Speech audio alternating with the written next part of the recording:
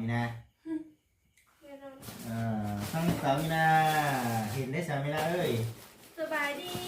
สบายดีสบายดีเอาไปยังไหมเรียงบทว่าปัดปวดคนบ่ปัดก่อนที่พุ่นลายกดมาก็สิให้สามีนาได้ผู้เดียวบัดเงาเงินเพิ่นเงาคือว่าแหละซอยกันพี่น้องเอ้ยเนาะ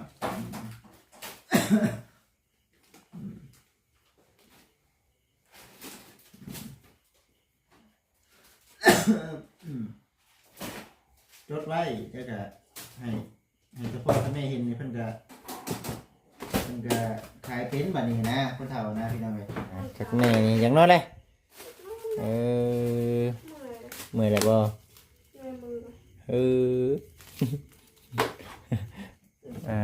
แทนต้องได้เขียนใช่เอาบ่เพิ่นเขียนใช่หัวนะเพราะว่าเจ้าอยู่เนาะเจ้าอยู่มาสิรอเบิ่งก่อนพี่น้องเอ้ยนี่เด้ทั้งเพิ่นจัดแจงเอาตัวเป็นตาอยากมาเลาะซื้อแท้ข่อยเป็นลูกค้านี่เนาะข่อยเป็นลูกค้าข่อยคืออยากมาเลาะซื้อแท้สามีนาเอ้ยข่อยเป็นลูกค้าข่อยคืออยากมาเลาะซื้อแท้เนาะมาเด้อลูกค้าทั้งหลายเอ้ยนี่เด้พี่น้องเอ้ยเนาะ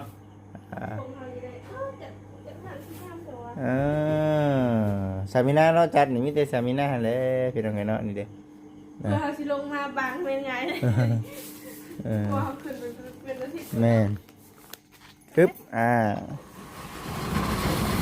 ปึ๊บปิดเรียบร้อยพี่น้องเด้อช่วยกันถือว่าสำเร็จบัดนี้ก็ได้เอาถ้วยเอากุญแจนั่งมือก่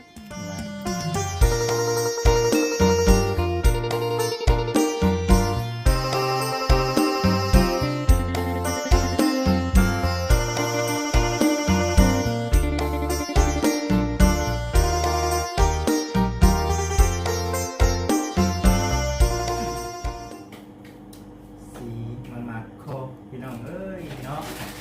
ทั้งบริจิตเองก็ได้เจอกันเนาะอยู่ในห้างเนาะตอนนี้อยู่ห้างค่าของทางบริจิตเองนี่แหละอยู่ในช่วงที่เขา10 โมงแรงแล้วพี่น้องเนาะ10 โมงแรงนี่ทั้งฟังไทยเพื่อนวันที่ไหนก็สมัยนั้นจักเด็กว่าไปอยู่ไทยสักปีก็เท่านั้น5 ปีป่ะ10 โมง4 ทุ่มบ่เข้าบ่4 ทุ่ม9 โมงเป็น3เป็นบ่แม่นอยู่4 ทุ่มแล้วพี่น้องเอ้ยเนาะ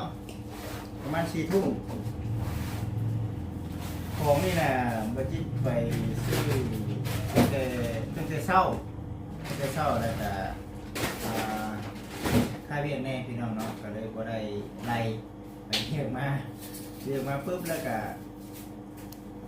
ไปเอาชิ้นหมูมาเลยเอาชิ้นหมูผมชุดเฮาแหละพี่น้องเลยเนาะเอามาขายผมชุดคือเก่าเฮาแล้วก็มาไปค่ำเนาะไปค่ำแล้วพอดีไปฮอดรัก35ทั้งเมว่าเพียงนาโทรมาวายพาไปห้องหมอเนื่องจากว่าคิดเป็นกระทันหันมันก็ได้พี่น้องเลยก็เลยต้องมีแต่เบี้ยไปศาสนาพี่น้องเนาะก็เลยบ่ได้ไล่กับบ่เป็นหยังเนาะเฮามาไล่ตอนกลางค่ำกลางคืนเนาะ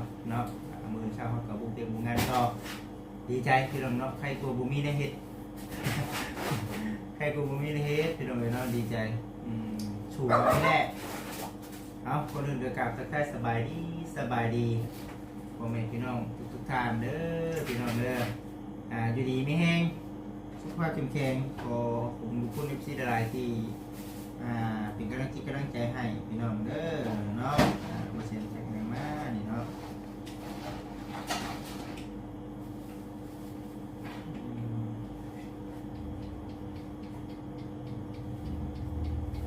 มาเซ็นแท็กมา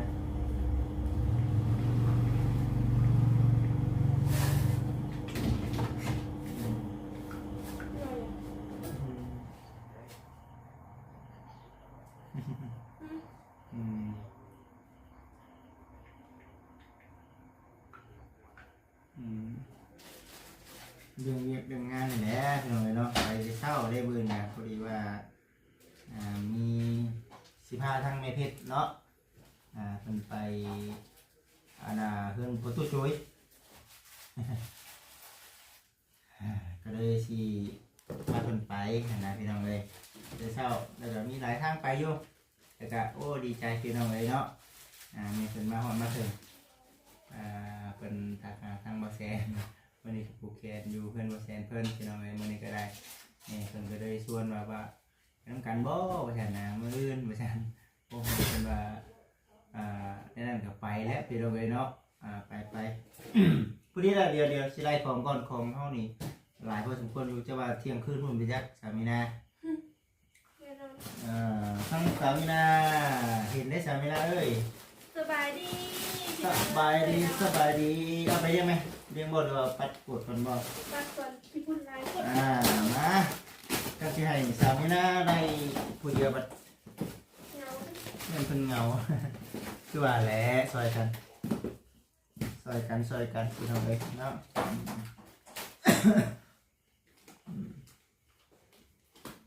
ช่วยกัน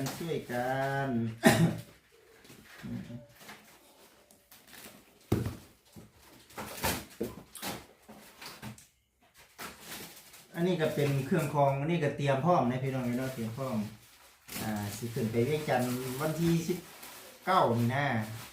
วันที่19นี่พี่น้องเนาะก็เลยต้องได้เตรียมพร้อมเพราะว่าไว้เตรียมไว้ให้แต่พ่อกับแต่แม่เพิ่นเป็นคนขายว่าสิไปเยี่ยมยามทั้งอ้ายเพิ่นสามารถแต่ต่างประเทศคือการหาพี่น้องเลย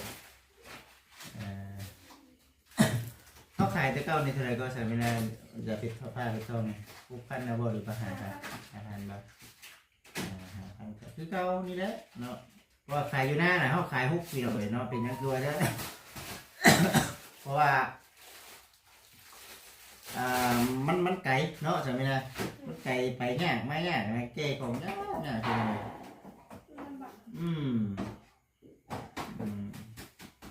เก๋ของยากคือเราเนาะ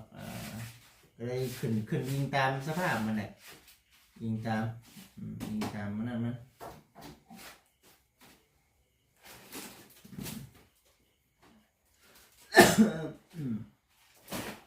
จดไว้ก็จะให้เฉพาะถ้าแม่เห็นนี่เพิ่นก็ขายเป็นบัดนี้นะคนเฒ่านะพี่น้องเอ้ย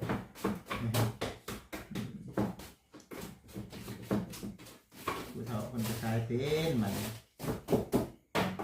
นี่ก็โอ้ยังดีที่ทั้งให้เพิ่นเราผู้ใหญ่หลายท่านเอ้ยป้าลุงเนาะพ่อแม่เพิ่นเก็บไม้เก็บมือให้นะว่าอะไรก็ได้นั่งเฮ็ดไปนี่ได้พี่น้องเลยเกิดมาบุหันว่าสิได้เป็นพ่อค้าได้นี่สามีนาก็ขึ้นผ่านอยู่บ่สามีนานี่ขึ้นผ่านอยู่บ่ว่าสิได้เป็นพ่อค้าแม่ค้าไล่ไปพี่น้องเนาะได้ไป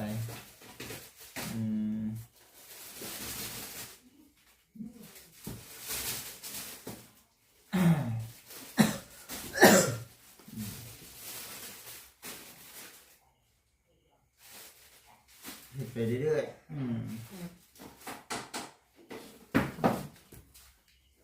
ไว้เป็นสิ่งที่กับสาวหน้าได้เป็นอยู่พี่น้องแต่ว่าเพิ่นจะช้าๆเลยคนเดียวต้องใช้สมองด้วยต้องใช้สมองเนาะใส่ความคิดด้วยคนฝึกเลยอ่ะสามีนาพี่น้องเอ้ยสามีนาเฮาเนาะสามีนาเอ้ยโอ้ยเนี่ย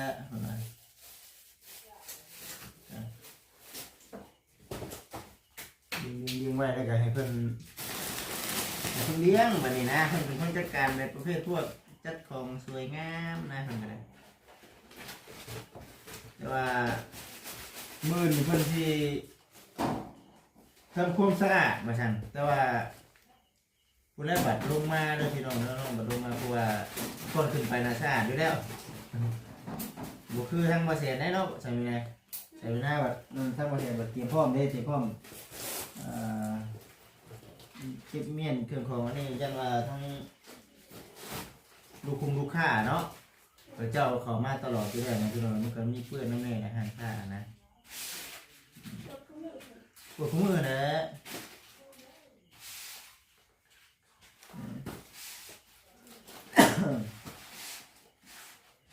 ก็อีกเรื่องพี่น้องเนาะก็ถามว่าบอกกับใครตัวบริหิตนะพี่น้องดีใจถ่ายไป ถ่ายไปถ่ายมา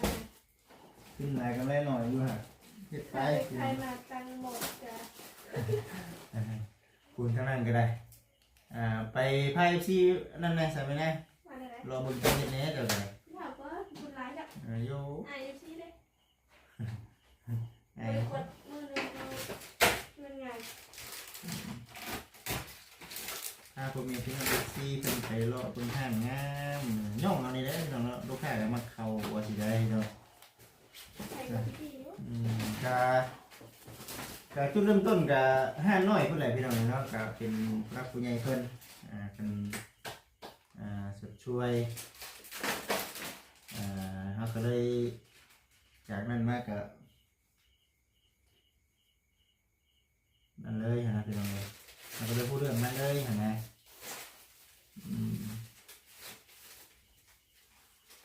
ลงไปเอลซีใส่เนาะเอลซีหนังสือซามิน่าน่ะหนังสือเล่าน่ะบ่ค่อยอ่านเข้าใจพี่น้องยิ่งเขาเจ้าเขียนแบบนี้ให้ก็ได้ขนาดพี่น้อง ให้ปึ๊กเต้ เขาเป็นตัวไทยนะเพิ่นพออ่านได้เพิ่นไปไทยเด้เพิ่นไปไทยหลายปี หลายปีก็เขาบ่ค่อยได้เขียนให้คนลาว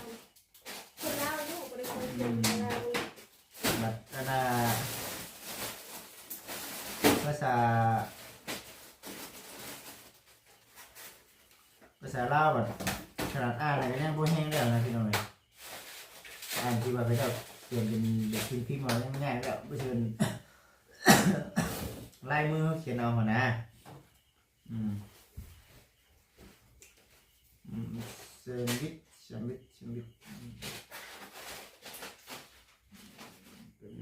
ไล่ไปสิแหละไล่ไปเรื่อยๆ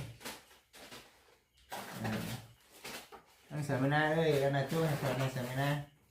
ช่วยกล้องให้เธอแน่ว่ะเพราะว่าเดี๋ยวเอาเป็นคันเป็นต้นคือเป็นตาสีอยากนอนแท้ว่าสันนะพี่น้องเอ้ยเนาะสีบ่อยากให้ อยากนอนได้จังไดเนาะมาเบิ่งบ่จิตให้เบิ่งมันอยู่ใน11 โมงเนาะ11 โมงได้ 11 โมง 19 11 โมงกลางคืนพี่น้องเอ้ยอยู่ใน11 โมงกลางคืนเดี๋ยวได้เนาะคุณทั้งสามีนาก็ได้ผู้ใดอันนี้ก็บ่พาปัดเด้ออันอยู่ทั้งพื้นนะเดี๋ยวมื้อจังปัดมันแม่นถ้าปัดเด้อทั้งเทิงก่อนนะพี่น้องเอ้ยเนาะป้าตัวทางนี้ก็ได้จักแม่นี่อย่างน้อยเลยเมื่อยแล้วบ่สมมติพี่ได้มันกี่ฝุ่นเนาะกี่ฝุ่นเลยยังบ่ได้เบิ่งดูพี่น้องเอ้ยเนาะทางสามีนาเพิ่นจัดแจงเครื่องของได้เดี๋ยวที่ถ่ายให้กับพ่อแม่พี่น้อง FC ได้เบิ่งก่อนเนาะปาดใส่เนาะเดี๋ยวพี่น้องเอ้ยเนาะ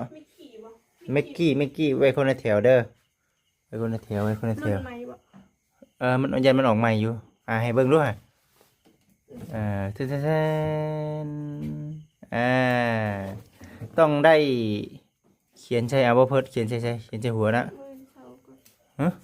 เพราะว่าเจ้าอยู่เนาะเจ้าอยู่หรือว่าพ่อเลี้ยงก็ได้มั้งสามีนะเขาคอยนั่นเลยเด้ตัวที่เรือนะเห็นมันแล้วว่า โดยพี่น้องเอ้ย มีกี่สิเนาะ มิกกี้เอาเบิ่งเอาไหมเพิ่นละเอาไหม เบิ่ง เน้นเนาะ เบิ่งเออ ทำมีกี่บ่ หอยเอาตัวนี้สามีนะเอ้ย บอก คนเขาเจ้าสิเห็นบ่ สิไปเห็น อ๋อ คนไปละเบิ่ง ถึงหน่วยเจ้าวางเบิดบ่ แม่นไปละ อ๋อ เบิ่ง เบิ่งดูสามีนะ จะมาแบบเอ้าเบิดแต่บ่อันนี้กำลังม่วนนะ กำลังม่วนเบิดแล้วว่าซั่นติเอาพี่น้องเอ้ยเนาะ เพิ่มอีกจาก4ล้านนี่ว่าเต็มแล้วนี่ อีกสัก3-4ลาดเนาะ แม่น ก็มีประมาณนี้เต็มแต่ว่าก็เอาซ้ำนี่แหละพี่น้องเอ้ยเนาะตามกำลัง ว่าง ตามกำลังกำลังเขา ตามทุนตาม แมนพี่น้องเอ้ย คนลง อึบจะได้ถามทำไมแล้วว่าเหนียวมันว่าแม่นเราอ่ะไปถามเราได้เบิ่งเปิดเพชรก่อนเทนเอานี่ยังถึงนี่คือบ่ว่างนี่ใช่ไหมนะตัวนี้กี่พุ่นได้ถึงพุ่นปัดบ่ถึงที่เนาะ เพราะว่าเขาเอาตังค์มานั่งมายืนเนาะ พี่น้องเด้อเนาะนี่เด้ก็มาตัวอันนี้แหละพอได้อยู่แล้วว่ะตัวมันเตี้ยนี่แมน คือชู นี่เด้พี่น้องเนาะเครื่องของเนาะเครื่องของก็สิประมาณนี้แหละพี่น้องเอ้ยตัวนี้ก็เขียนเด้อ2,000เด้อบ่จื้อซ้ำบ่จักนี่โซนตัวนี้ เรา กันคือก็นั่นพี่น้องเนาะอย่าว่างงฮึบมาสิรอเบิ่งก่อนพี่น้องเอ้ยนี่เด้ทั้งเพิ่นจัดแจงเอาโตเป็นตาอยากมาเลาะซื้อแท้ข่อยเป็นลูกค้านี่เนาะข่อยเป็นลูกค้าข่อยคืออยากมาเลาะซื้อแท้สามีนะเอ้ยข่อยเป็นลูกค้าข่อยคืออยากมาเลาะซื้อแท้เนาะมาเด้อลูกค้าทั้งหลายเอ้ย นี่เด้พี่น้องเอ้ยเนาะคงทำยังไงจะผ่านที่ข้ามตัว สามีนาเนาะจัดนี่มีแต่สามีนาหั่นแหละพี่น้องเอ้ยเนาะนี่เด้แทนยังชั้นนี้กับชั้นเทิงพี่น้องเนาะยังวางอยู่ เธอมีชีนะ เพิ่มอีกประมาณจัก3-4ลาดแม่นพอ ใช่เขาแม่ พอแล้วเนาะขายในมื้อเช้านี้ มื้อเช้านี้ก็ขายข้าวน้ำในพี่น้องเอ้ยเพิ่มของโอ้สวยงามแทนพี่น้องเด้อเนาะนี่เด้ เป็นอะไร สวยงาม ทำดีบ่ งามอยู่สวยงามมากเลาะมาครั้งนี้โอ้ยังวางหลายอยู่เพื่อใบเสียงนี่ก็ได้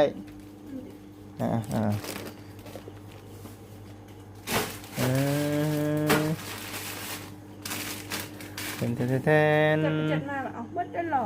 เบิดแล้ว ม่วน กำลังม่วนดิจัดของกำลังม่วนเบิดแล้วว่าซั่นพี่น้อง นี่เด้พี่น้องเนาะนี่เด้ทางนี้โซนนี้บัดนี้แทน ใช้ตู้ก็ว่าง ตู้ก็ว่างแล้วเนาะ มันบาง บางแล้วพี่น้องโอ้ยังโซนนี้พอมีอยู่โซนนี้ยังชวนทางนั้นนี่บ่มีเลยนี่เด้พี่น้องเอ้ยเนาะสำนีไปก่อนสันนะพี่น้องเอ้ยโซนนี้ ตัวนี้ยังพี่น้องเนาะยังนั่นอยู่ยังวางหลายนี่เด้ก็บ่เป็นหยังเนาะสู้นี่เด้พี่น้องเอ้ยเนาะปุ่นทั้งสามีนาก็ได้ส่วนน้ำเฮานี่ก็ไปขายคือกันเด้พี่น้องเอ้ยเนาะขายคือกันนี่ก็ไปขายรู้สึกว่าเครื่องของอยากลายได้สามีนาเอ้ยจากแล้วช่วงบัดเวลาเฮาขึ้นไปเวียงเนาะขึ้นไปเวียงลูกพ่อแม่เราขายถ่าบางแล้วบัดลงมาบางบัดว่าซั่นเนาะพี่ทั้งสายไม่น่าพี่น้องเนาะกำลังจัดแจงอยู่อันนี้คือQR code บัญชีของบริจิตนี่พี่น้องเอ้ยเนาะสะดวกครับเงินสดก็ได้เงินโอนก็ได้สะดวกยิงตามลูกค้าสะดวกนะ เห็นให้มันสะดวกเลยโอ้เกือบเลยนี่เกือบสิเป็นนั่นน่ะมานิมาร์ทเลยนี่เกือบสิเป็นมานิมาร์ทหน่อยเลยนี่เขาต้องเอาหยังมาเพิ่มมันจังคือมานิมาร์ทมันยังไงนี่ ชูสิบลังน่ะหมดเลยคุณ เบอร์เดียวบ่เบอร์ตัวนี้ได้เช่ได้ยังมาทันเช่บ่นี่ แค่กับพี่จะบางย่างค่ะได้ตัวน้องหัดเพิ่มเครื่องมื้อนี้ เพิ่มเครื่องอัดจับเจือแทนน้ำก้อนเขาเป็นจังได นั่งลายอยู่เอาสอง ยังหลายอยู่เอาพี่น้อยแทนบางแล้วฮึบกาเนี่ยนี่แหละพี่น้องเอ้ยเนาะก็คือเป็นในนั้นนะมันบ่อยู่บ่ อยู่ ยังมื่นให้สามีหน้าเพิ่นเลี้ยงของใส่ตู้พี่น้องเอ้ยเนาะปิดได้แม่น่ะปิดได้ยังทันได้ ถือว่าหลายพอสมควรเนาะ ตาย สำเลยสำนึงอย่างนอนเลยพี่น้องเอ้ยทางนั้นก็ได้ สุกสลักกันนี้พี่น้อง จุกฉลาดพอแล้วไปจักเลยสมัยนั้นยันเมนพอได้ละสิประมาณนี้แหละพี่น้องเอ้ย วางอันนี้เนาะมีวางหลาย ว่าโอ้ยยัดอีกประมาณ10ว่าขออนุญาตนำคำว่า10 ล้านก็ยังพอได้อยู่นะพี่น้องสำหรับบ่จิตเบิ่งนี่ยังสามารถยัดเข้าได้อีกนะ10 ล้าน เพื่อสิลงมาบางเป็นไงเลยพอเขาขึ้นเป็นอาทิตย์ แม่น ลงมาบาง ออกมาเพิ่นน่ะออกมา ถ้าว่าเขาเพิ่มอีก5-6ล้านนี่พอดีหอดอาทิตย์นึงกับบางมาได้ บ่บางถ้าหากว่าเพิ่มไปประมาณนั้นกะพี่น้องโซนเบียร์เฮาเนาะโซนเบียร์เฮาก็ครบนะพี่น้องเอ้ยเนาะเบียร์ก็ครบเนาะถือว่าได้เรื่องอยู่ปิดห้านปิดไพ่พร้อมอันนี้คือเป็นแก๊ส เดี๋ยวมื้ออื่นเด้อพี่น้องเด้อเนาะมื้ออื่นเฮาสิจัดแจงให้มันสะอาดกว่าเก่านี่เด้จุปูนจุไฟออกไปปึ๊บเอาอันนั้นก็กุญแจเด้อกุญแจเอาแล้วบ่เอาแล้วแม่กุญแจนะออกมาเพิ่นเอาออกมามาปึ๊บปึ๊บ ปิดเรียบร้อยพี่น้องเด้อช่วยกันถือว่าสำเร็จบัดนี้ก็ได้เอาถ้วยเอากุญแจนั่งมือก่อน มา คุณขอ ถือว่าโซนนั่นแบบโซนอาหารสดพี่น้องเนาะนะเนาะเฮาเอาห้านเก่าเฮ็ดอาหารสดพี่น้องเด้อเนาะ มาละใจปิ้วกะ มันนั่นเลยบ่จิ แม่น ล็อกมัน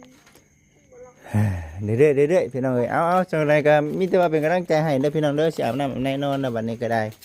โอเคสำหรับคลิปนี้ขอกล่าวคำว่าสบายดีพี่น้องเอ้ย